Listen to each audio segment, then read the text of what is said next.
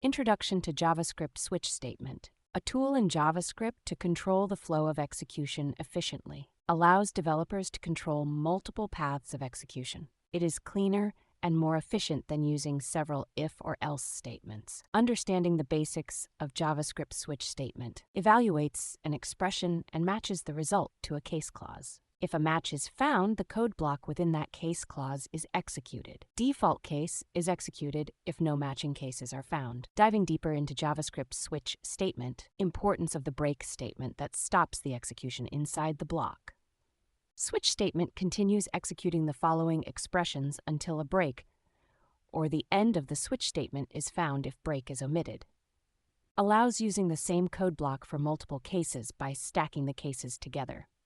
Tips, tricks, and common mistakes in JavaScript switch statement. JavaScript is case-sensitive, so apple and apple would be different cases. Always ensure to include a break statement in each case to avoid unexpected results.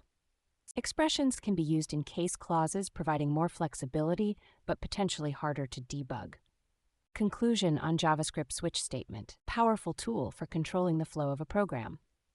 Allows for more readable and efficient code when dealing with multiple cases. Needs to be used properly with attention to case sensitivity, proper use of break statements, and careful handling of expressions in case clauses.